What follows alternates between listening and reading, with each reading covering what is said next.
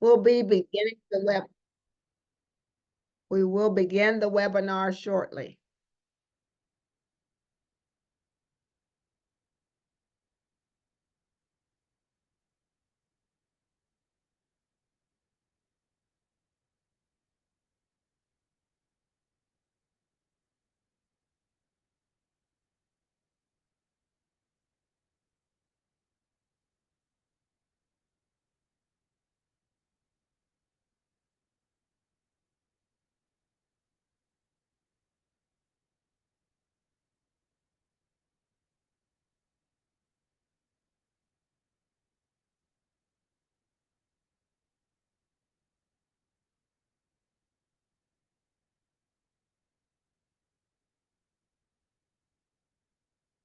A few more minutes and we will get started.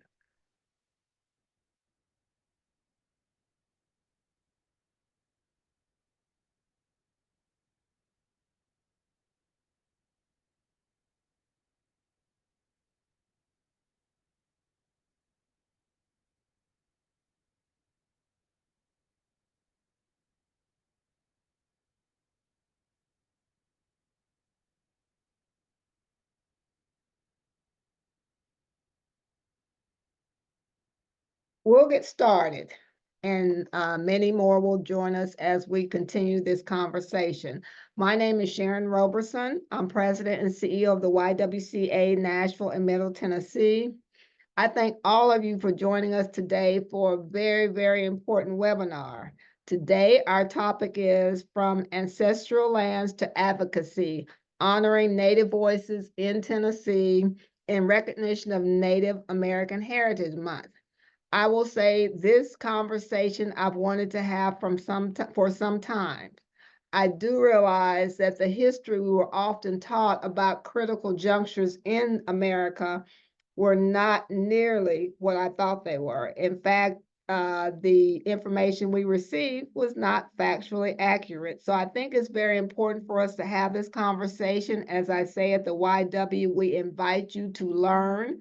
To the extent that you are not understanding how this history has changed, we want you to know we don't indict you, but we do expect after these conversations for all of us to do better. As we approach what is called the Thanksgiving holiday, we invite you to join us in reflecting on the true history of the land we live on and honoring the resilience and wisdom of Indigenous communities.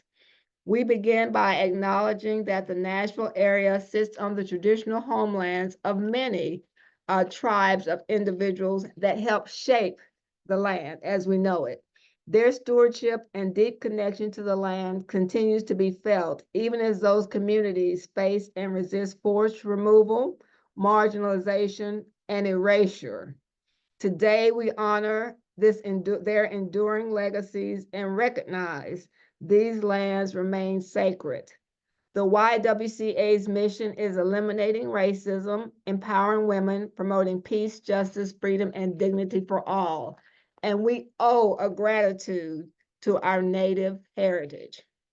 We are grateful to be joined today by a group of experts who bring diverse perspectives, experiences, and passions to our conversation today. Through their voices, we hope to deepen our understanding of Tennessee's Native history and inspire action toward justice and healing. Thank you for joining us today for this very important dialogue. Before we dive into this discussion, I want to thank our sponsors.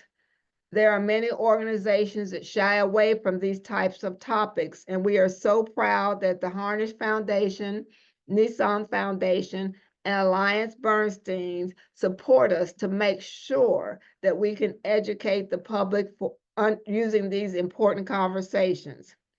Now, I would like to invite our esteemed panelists to introduce themselves before we begin. I will begin with Dr. Michelle Brown.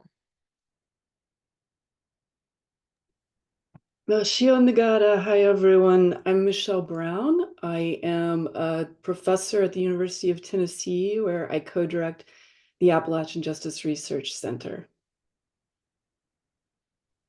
All right. Mr. Albert Bender. Yes. I am a retired attorney, a community activist, historian, political columnist, and legal consultant. And that makes a long story short in terms of my introduction. And I'm very glad to be here today and looking forward to this venue proceeding. Right. Ms. Loraine Paz. I will say buenas tardes a todos. Buenas tardes. My name is Loraine Segovia Paz. I'm the executive director for the Nashville Area Hispanic Chamber of Commerce Foundation. I moved to Nashville, Tennessee, 24 years ago. Actually, the day after Thanksgiving is the day that I moved to Nashville. And it always serves me as a reminder of the things that I have to do, the history that I have, that I'm bringing with me, but also to never forget those that I left back home in South America. Yeah, thank you. Thank you for being here. All right. And Mr. Trenton Wheeler. I am a musician and a media producer living here in Nashville, Tennessee for the past 10 years. I'm on Scapi Picani, otherwise known as Blackfeet. Places for a long time, and I recently, after a few years of serving on the board of directors with the Native American Indian Association, I have launched Nashville's first multimedia Indigenous Arts Festival called Indiginash, which is actually happening this weekend. All right, well, make sure people attend. All right. I'll start with you, Dr. Brown. Can you help us understand the truth of Tennessee's Indigenous history, particularly regarding the impact of Andrew Jackson and the Trail of Tears? I can try. Those are huge, huge topics and areas and vast spans of history. But I'm a socio-legal scholar and a criminologist by training, and I guess what that means is that the largest harms often are the ones that go with the least acknowledgement. And I think this is the area of history that we're moving into, trying to answer this. The first thing I would say is, the construct that is the United States is recent, and for thousands of years, 10,000 years, Native peoples were in this area, including the Cherokee, from which I descend, the Anacatuya, but also the Coushatta, the Shawnee, the Creek, the Muskogee. So folks have been here for a long time. There were other ways of being in relationship to this land and to each other.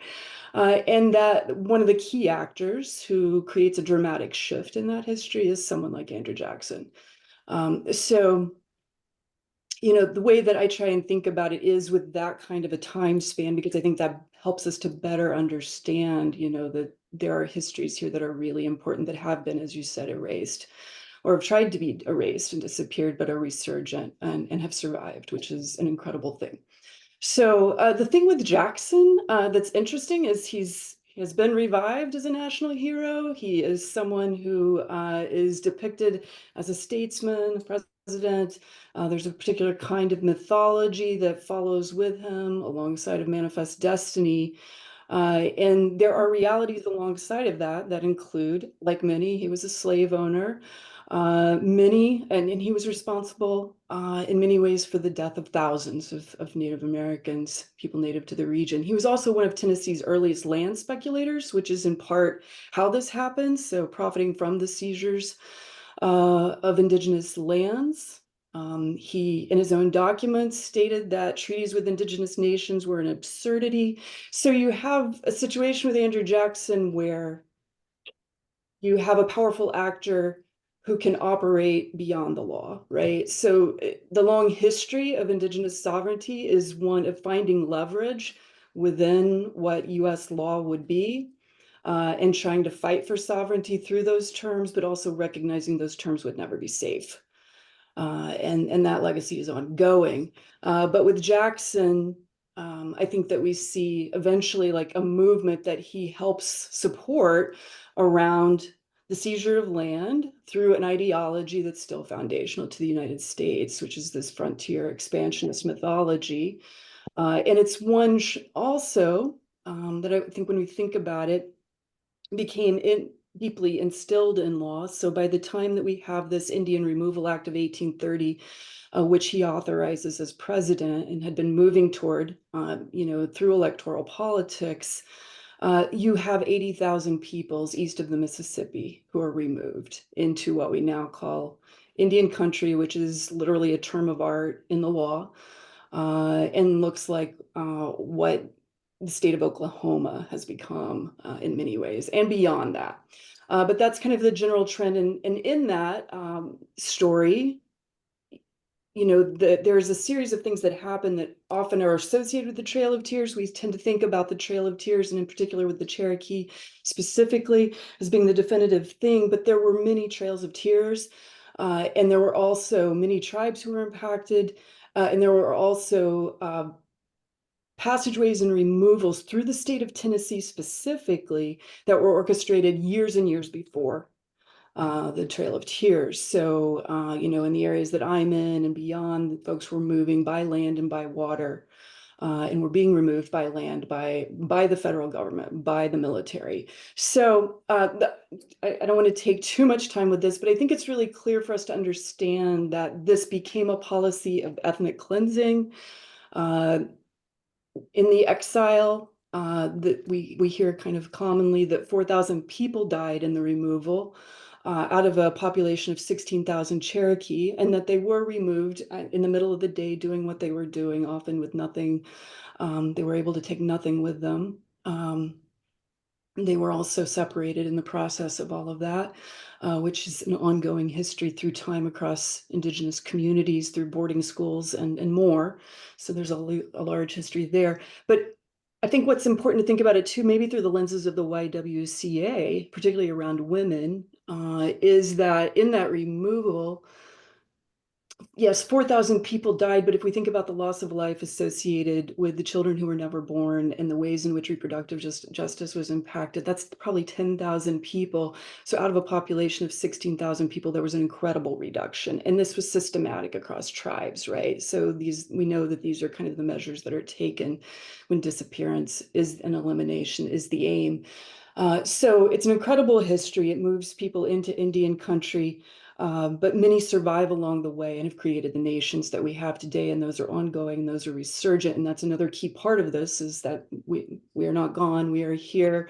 And the story of Andrew Jackson, I would say, is the story of not an event, but a process of settler colonialism, right? This is something that Indigenous scholars and Patrick Wolf argue often, that we're still in the ongoing phases of this. And that Andrew Jackson's story is possible in part because there's a larger system that sustains him.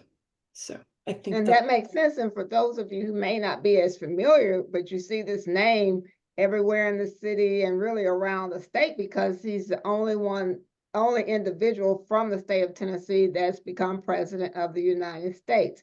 And so we have the Hermitage, and I've always had mixed emotions about children visiting it. Now, at least there's a little bit, I call it lip service, to the fact that he was a slave owner.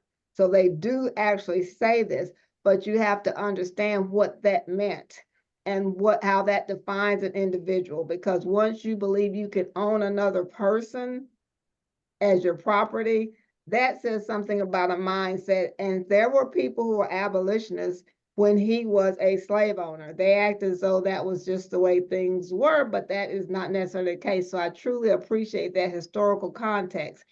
I'm going to come back a little bit to that later on in our conversation.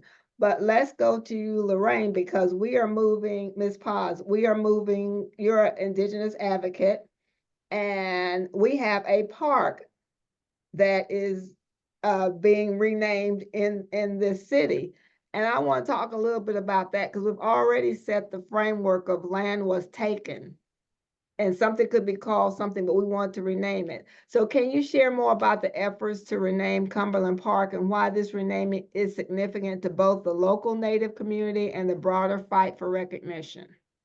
Yes, and something that I wanted to say is Loraine Segovia Paz, which in Quechua a native language from the area of Cusco, Peru, where the Incas Empire had their nation. My name is Loraine Segovia Paz.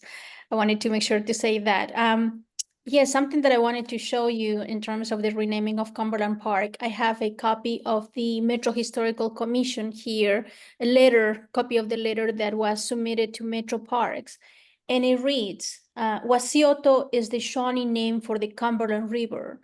As early as the 1670s, the Shawnees had several villages located within the immediate vicinity of the Cumberland River, which was once called the River of the Shawnees. The efforts of the renaming of Cumberland Park is about reclaiming space and history. Cumberland as a name doesn't reflect a deep indigenous history tied to this land, and the renaming provides an opportunity to honor the cultures and peoples who lived here long before colonization. For the local Native community, it's a way to assert their presence and presence of their histories, the stories, our stories. And of course, for the broader community, it serves as a reminder of the importance of acknowledging Indigenous contributions and correcting historical erasers. And this is something that is continually happening. Some people may say, well, it doesn't happen. And some people will say, well, just forget about the past. It is important to acknowledge that this is something that is part of our culture. Recognition is vital, not just symbolically. And let's remember that we, as the petition to rename Cumberland Park to Wasioto Park, it's something that is very symbolical. It's just we're changing a name of a park that is going back to its origins. So we're not, the Indigenous Peoples Coalition is not asking for returning land back to Indigenous peoples. So recognition is vital, not just symbolically, but as a part of fostering respect and understanding. And that is why the Nashville Hispanic Chamber of Commerce Foundation joined the efforts of the Indigenous Peoples Coalition and its desire to give an Indigenous name to a park that is located, and for the ones that they don't know where the Cumberland Park is located at, it's located in the downtown area of Nashville, in the heart of Nashville. As Albert has stated before, and as Dr. Brown has stated, we all live in what is Indigenous land. Everything that we know of where Nashville sits on is Indigenous land, including the East Bank area. So therefore, and I always repeat this, is when we have conversations about Nashville, when we talk about Nashville, the Indigenous communities, their ancestral land, their ancestral history, contemporary presence, contributions must be acknowledged and honored. Indigenous voices, like you are doing it today here, should be invited to be at the table always, and that is important. All right, thank you. And Mr. Albert Bender, could you speak to the ongoing struggles regarding Native American sovereignty and land restoration, especially within Tennessee, but also in the U.S. at large? Well, to talk about land restoration and native sovereignty, that goes hand in hand. And the movement for land restoration actually started in Canada in the year 2017 with a campaign that was started by Aaron Tailfeathers, actually a member of the Blackfeet Confederacy. And he started this movement to bring about a restoration of lands that have been illegally taken from Indigenous peoples. And the movement, of course, spread to what is now the United States and has been going at an increased rate, taking into consideration the campaigns of Indigenous people throughout the country. And one thing that stands out, particularly in Tennessee now, is the restoration of land to Indigenous people in West Tennessee. And this involves the Choctaw community around the town of Henning. And the Choctaw community in the town of Henning is part of the Mississippi Band of Choctaw Indians. And this land was put in federal trust status in the year 2012 after a 14 to 15-year struggle on the part of the Choctaw community to have that land put in federal trust status, which means that you have reservation land in Tennessee, the first reservation land in Tennessee, and I would say since the year 1838. And looking at land restoration at large throughout the U.S., I must reference in particular the case of McGirt v. Oklahoma, which was decided in favor of indigenous people in July of 2020. And this involved the restoration of the lands in eastern Oklahoma to the 5 tribes that were historically removed from the South, including the Cherokee, Choctaw, Chickasaw, Muskogee Creek, and Seminole peoples. And this was the largest land restoration in modern U.S. history, and something that all of us should be aware of and that all of us should heartily cheer. Because again, this involves 19 million acres in eastern Oklahoma, and it's part of the land back movement, and as part of the land back movement affects the lands in a positive sense of all indigenous nations in the United States at the present time. All right. All right, we'll go to you, Mr. Wheeler. Tell us a little bit, you're an artist, and I love that you can use your creativity to bring you closer to your heritage. As an Indigenous artist, how does your creativity help you to stay connected to your culture and heritage? Tell us about the influence of your culture on your work.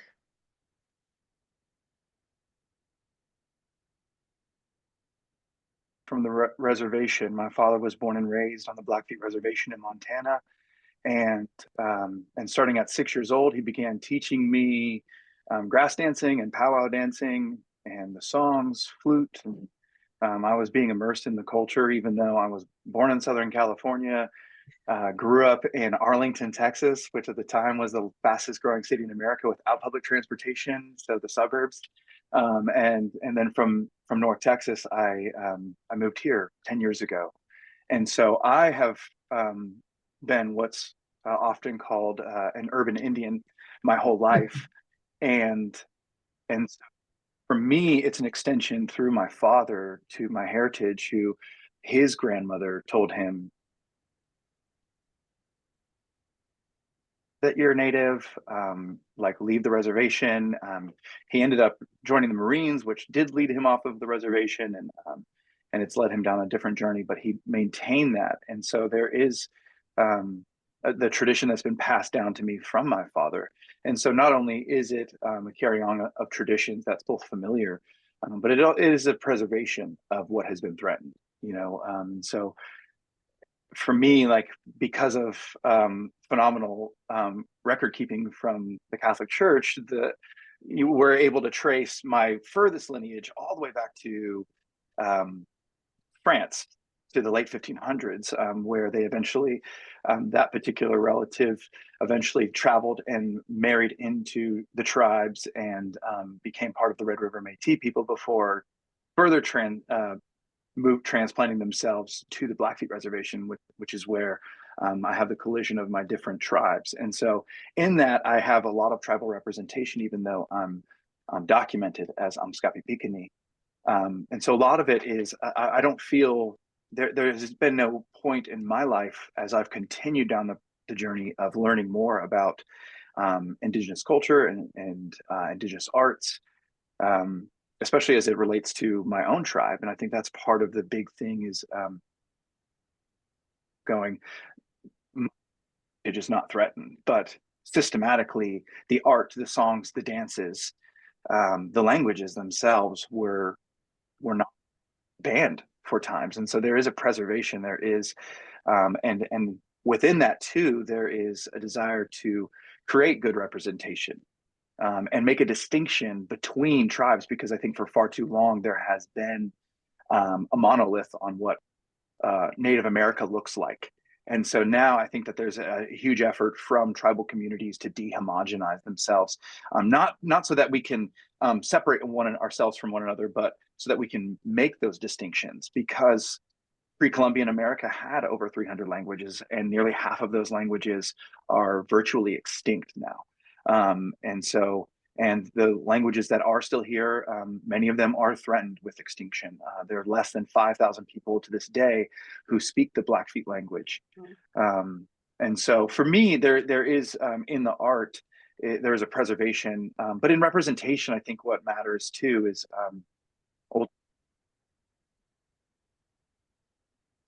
art made by Indigenous people. And so it's not necessarily always continuing traditional expressions, but I think that representation matters. And so I think it's important to know that, like, just because someone doesn't say do beadwork or basket weaving, but they do hip hop, or they do, you know, something that's not necessarily a traditional, they're still creating representation in their spaces and helping to, with their words, dictate very nuanced lived experiences. All right. Thank you. Dr. Brown, as you know, the YWCA provides domestic violence services, and domestic violence, you know, especially violence against women, can occur anywhere with any group of people.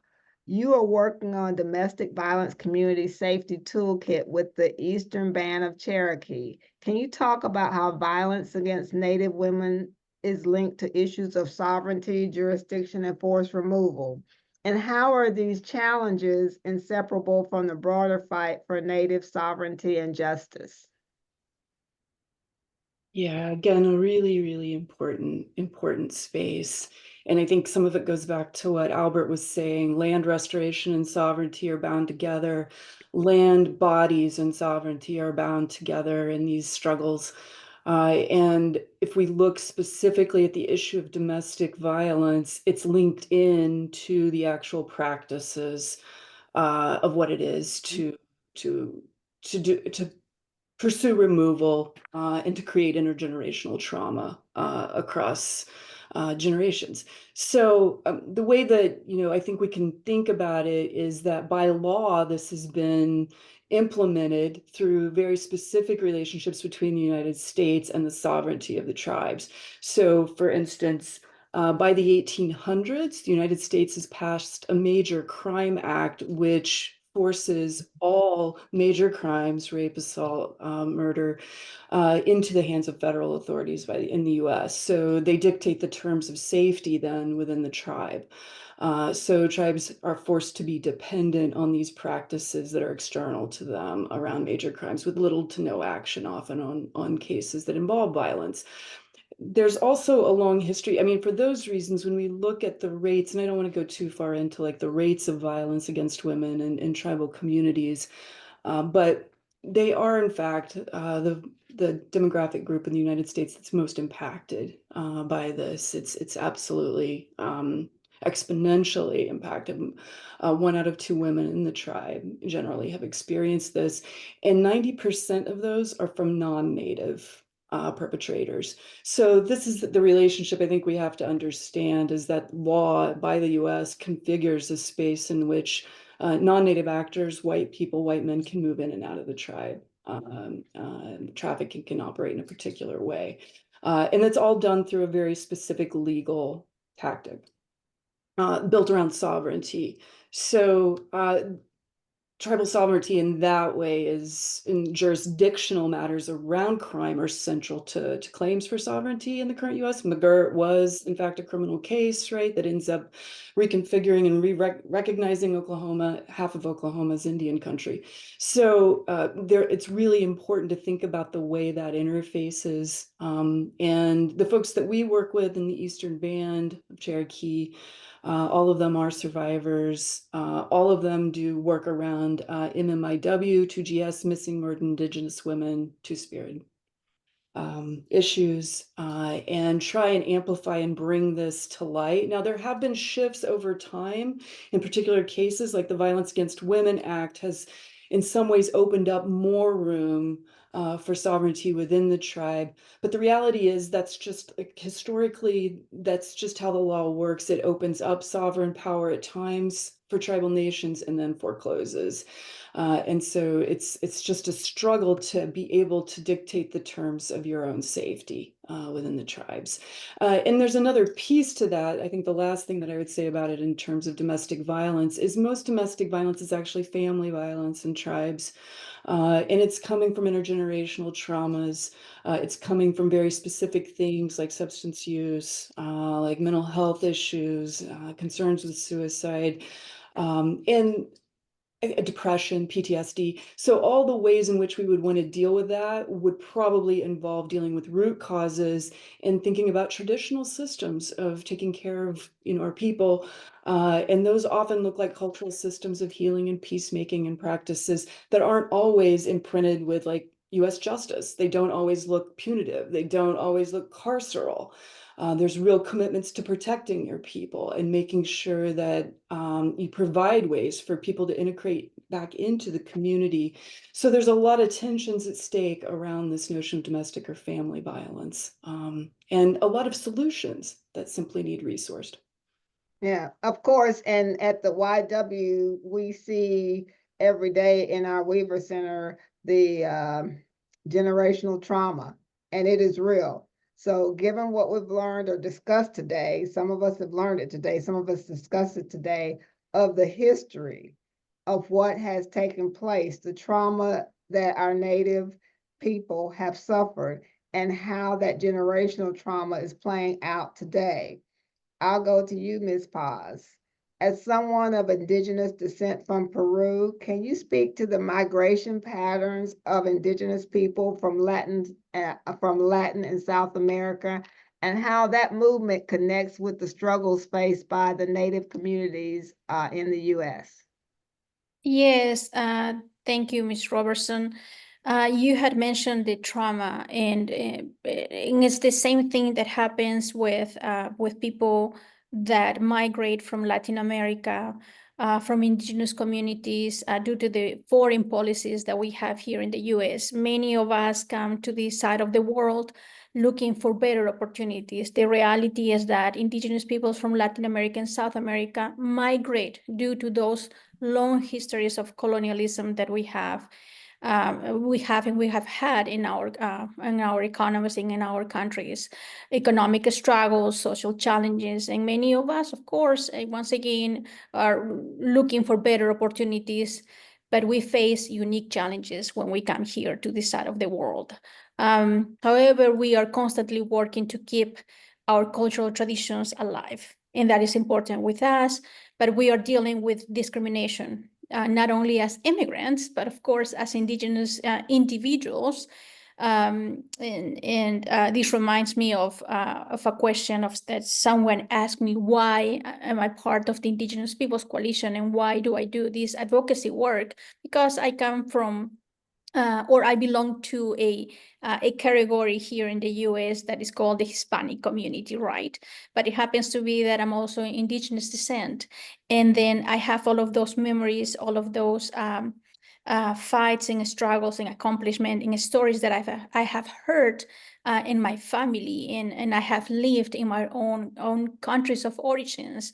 So then it is important to recognize that as both groups, those groups that are here, the Native Americans, indigenous communities from this side of the world, and those that are coming from Central America, Latin America, and Mexico, we are addressing social inequalities. Despite of our origins, we share a strong sense of resilience, which is important to mention, a strong sense of resilience and a commitment, especially a commitment to preserving the rights and traditions in languages. And this is something that we are seeing it all over. This is not only a national movement here in the US, this is across the globe. And of course, when we move to this side of the world, when we move to the US, we think that things are different here. However, the reality that we face, it's a lot different from what we had imagined. And let's remember that, and let's notice that, and let's point out that. And something else that I want to point out when in bringing this conversation to the local level here to Nashville and to the state of Tennessee is that we have an important presence of people of indigenous descent that have migrated from, like myself, from Central America, from Guatemala, from Oaxaca, Mexico, from Honduras. And in many instances, these indigenous peoples do not speak Spanish. They do belong to that category of the Hispanic community, but they do not speak Spanish. So let's take that into account. And last night I was looking into some statistics that comes from the US Census Bureau. And what I got is this, that in the state of Tennessee, we have about 460,000 Hispanic Latinos residing in the area. And a good portion of that group identifies with indigenous roots. And if you go and look into those details, it's beautiful. To me, at least, it's beautiful because it's reflecting a diverse cultural background of our community, in our community. Thank you. The next question, I'll go to you, Mr. Bender, and this is really could have been a topic in and of itself, but this is one of the reasons that led us to wanting to have, or me personally, to want to have this conversation. And we're looking at going into the Thanksgiving season. We have to look at the subject of decolonizing Thanksgiving. You have written about the importance of this. Can you share how shifting this narrative can help us acknowledge the injustices committed against Native people and reshape our future? So educate me. Well, to begin with, we have to go back to the very origins of the so-called Thanksgiving holiday. And the origins of the Thanksgiving holiday go back to a massacre of indigenous people by colonial soldiers that took place in 1637, a massacre of people of the Pequot Nation. And this is abundantly brought out in the book by Russell Means, which is entitled Where White Men Fear to Tread. But in 1637, hundreds and hundreds of people of the Pequot Nation, men, women, and children, were brutally, savagely murdered by colonial soldiers. And in response to this, the governor of Massachusetts, Governor Winthrop, declared a day of Thanksgiving. And it was a day of Thanksgiving of the slaughter of the genocide of indigenous people. This is the true origin of the Thanksgiving holiday.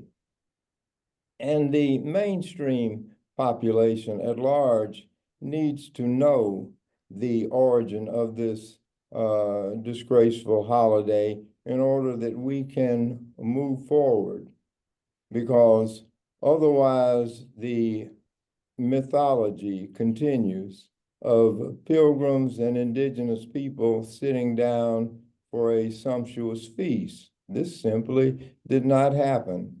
The beginning of the Thanksgiving holiday was the beginning of genocide against indigenous people in the Northeast, culminating in Metacom's War that raged from 1675 to 1676, that resulted in huge casualties on both sides and in the decimation of the indigenous population of the northeastern United States.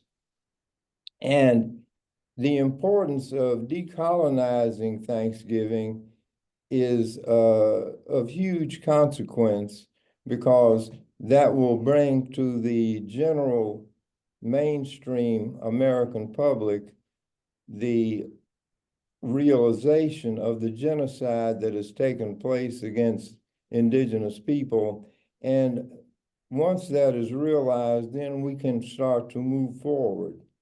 But until that is realized, we're still stuck in the quagmire, if you will, of the happy Thanksgiving. And again, this is something that simply didn't happen. And there's so many ways in which Thanksgiving can be decolonized.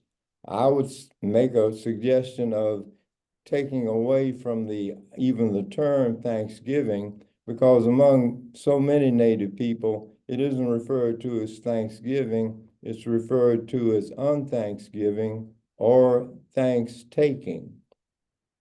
And by moving away from the mythology to the truth of what happens can be a step forward for the realization of a better future, so to speak, and a different way of celebrating this holiday.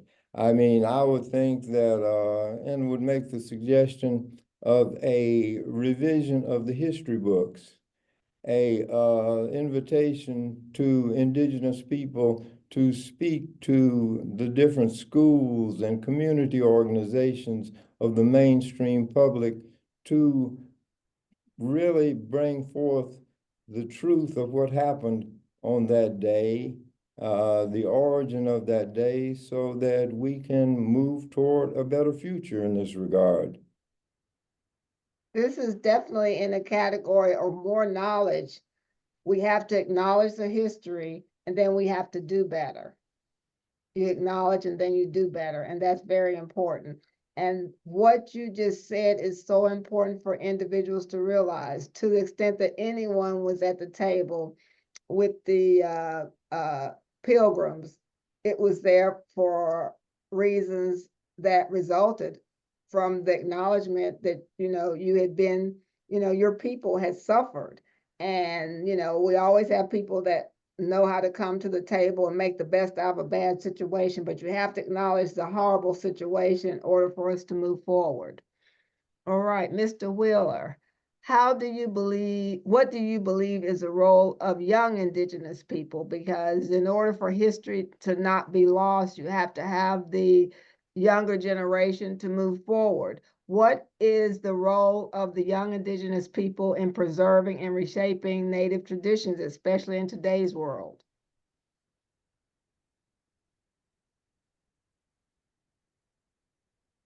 Rial,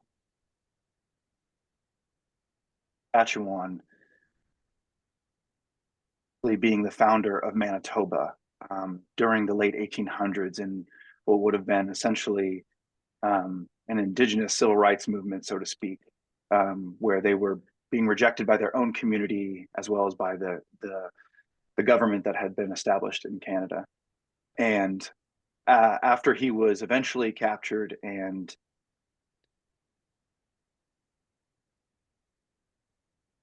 or being hung for treason,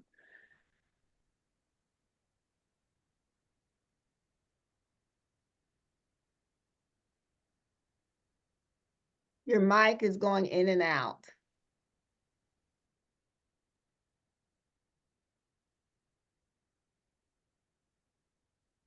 speaker. Okay.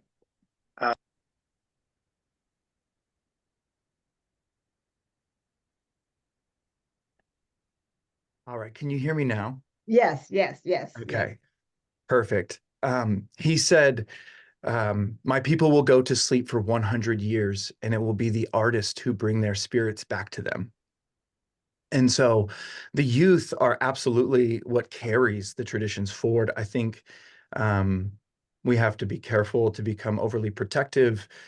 We have to pass what we can down with hope and faith that these things can be carried on in a lot of ways. And so equipping the youth with proper education of what has happened, as Albert has talked about, is essential, so that I grew up in Mansfield school districts, which were the last school in Texas, the last district in Texas to desegregate.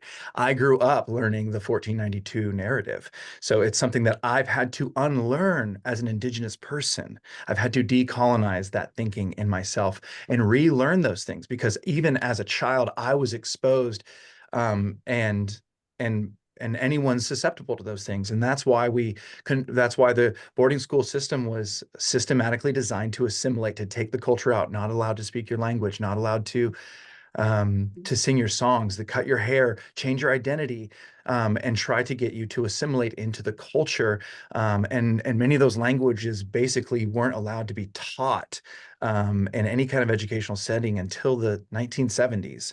And so those languages and a lot of those things were still by legal standard illegal to practice. And so preparing our next generation is everything. And to borrow an Iroquois teaching, they teach the 7 generations, which basically means I am the byproduct of the 7 generations that comes before me.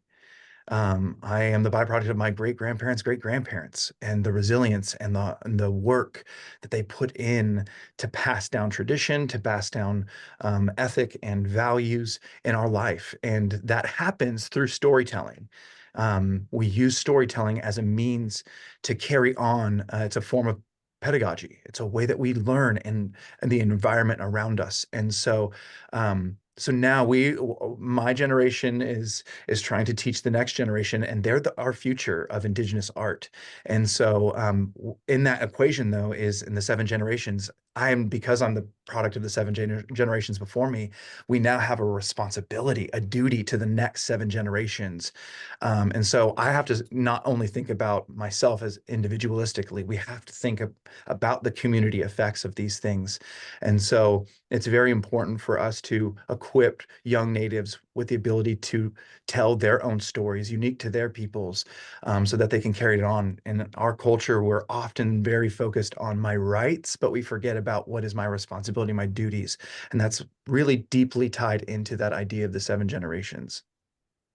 All right. I have several questions that could take us, but have a whole session on this. So I'm going to ask each panelist what I think is a point that this audience needs to make sure that they leave here with.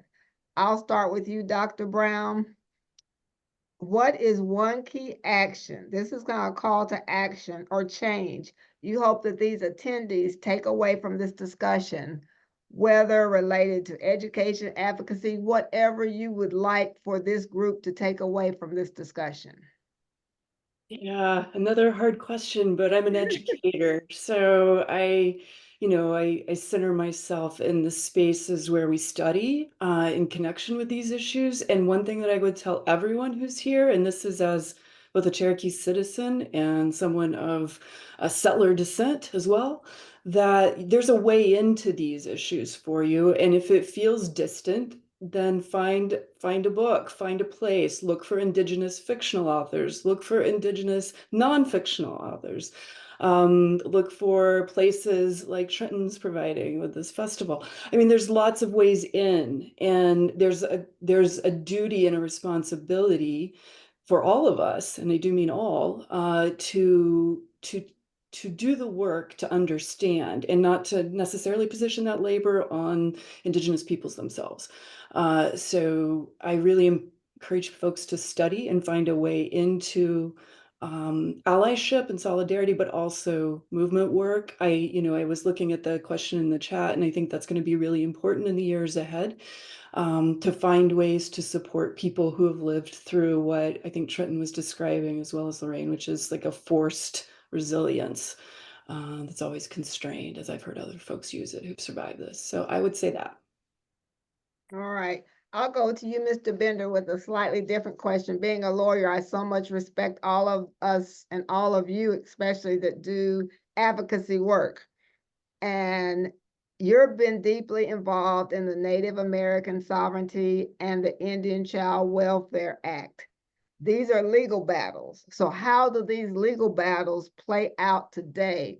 What progress has been made and what progress do you hope to see, knowing that there could be some headwinds? Well, to begin with, the Indian Child Welfare Act was passed as national legislation in 1978.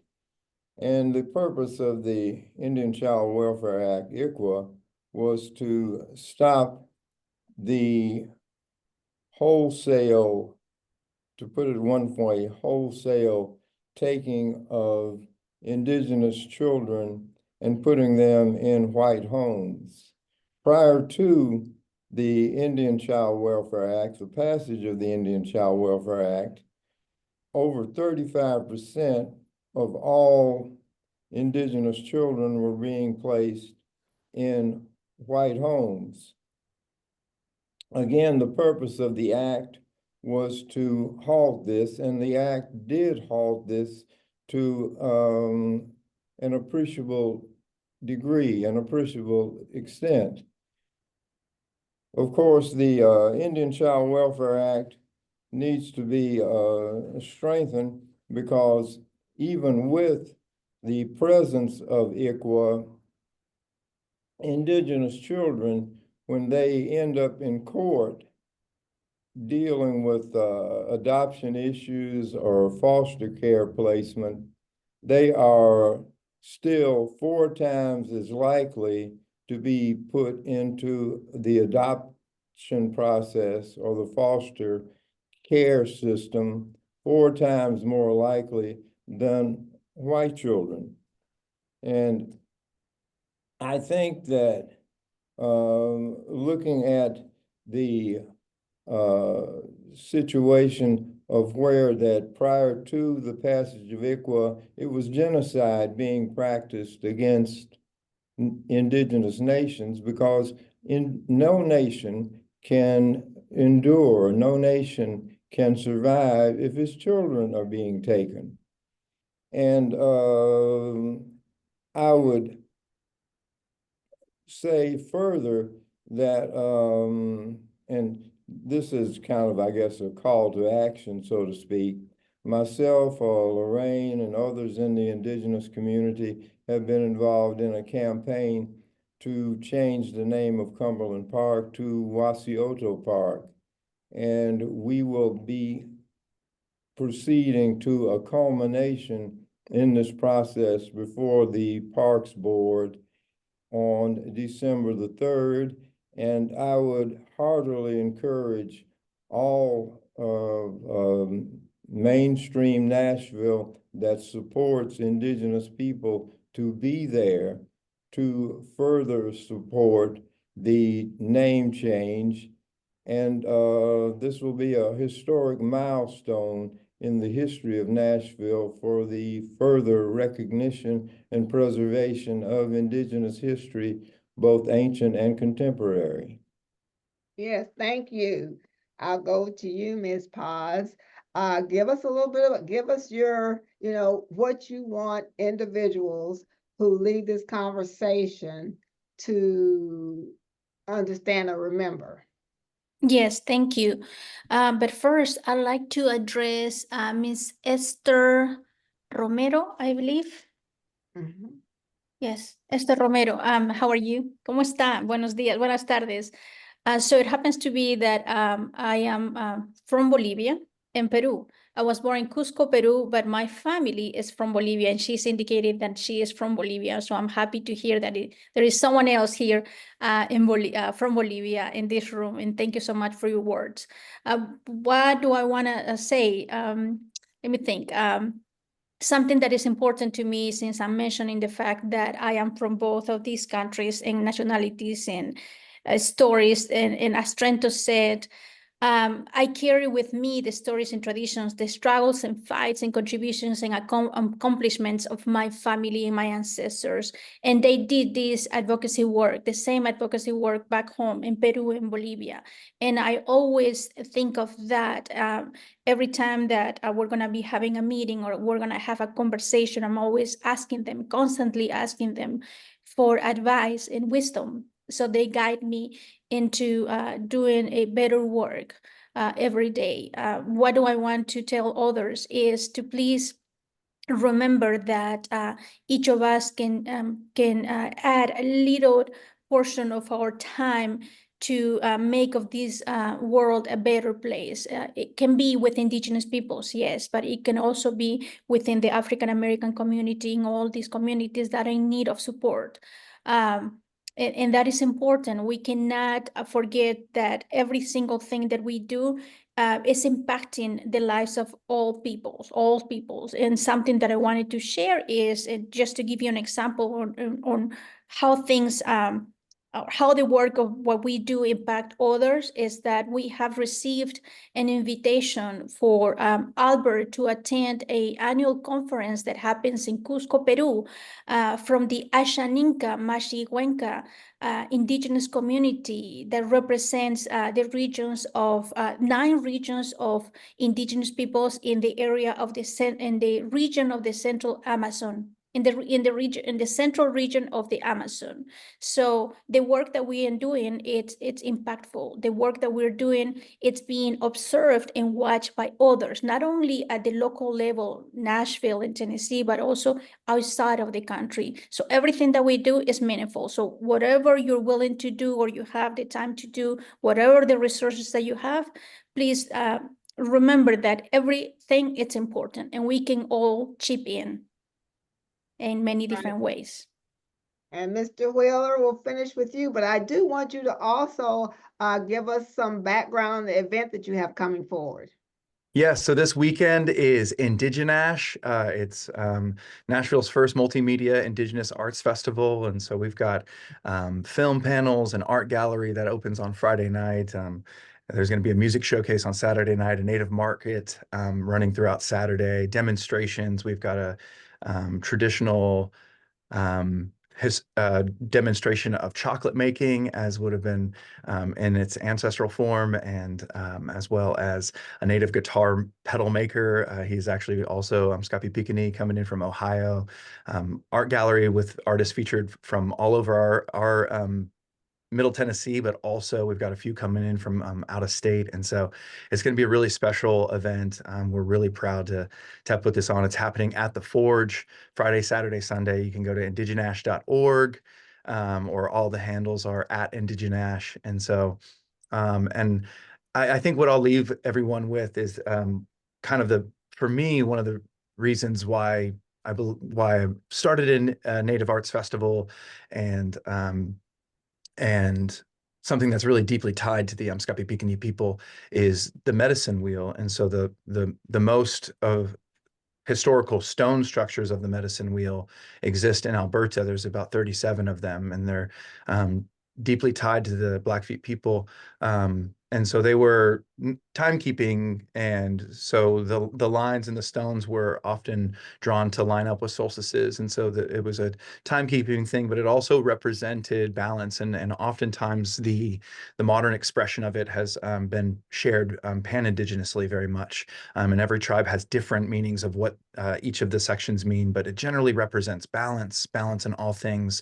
And so as we begin to talk about things like justice, I think that we have to make sure that there's a big difference between justice and like, punishment. And so like we have to be careful. And so the medicine wheel, I've been taught my whole life that it represents all people, that with the 4 colors in that wheel, the white, black, red, and yellow represents all of Creator's people. And so in that, we were created equally. We all have a seat. It's important to create a seat at the table for everyone.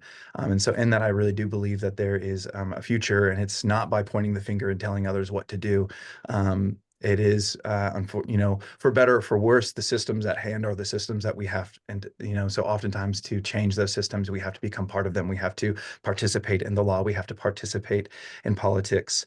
And it can be grueling and slow and painful, but, that would be nonetheless the resilience of Indigenous culture and arts that we see today that we continue to carry on and pass on. And so thank you so much for the opportunity to be a part of this panel today and share a little bit about Native arts. Well, thank all of these panelists. I could go on forever. This is an educational experience. It's an important experience. I hope that everyone that participated, do not let this be your last learning experience in this area. Do your own research, look at these things, understand the facts, because as I say, it's only through acknowledgement of things that were done that we can move forward and learn. And that's what we're doing here at the YWCA. We want everyone to understand this, to support things. And the more you know, we have to do better. We have to do better. So thank all of you and many blessings to all of you. Yes, and I wish to thank all of my co-panelists, Michelle, Loraine, and Trenton. It's an honor to be on the panel with all three of you, and hopefully we'll work together again real soon. Thank you. Wado. Thank you, Albert. Shki, Wado. Thank you. Thank you, Pachi.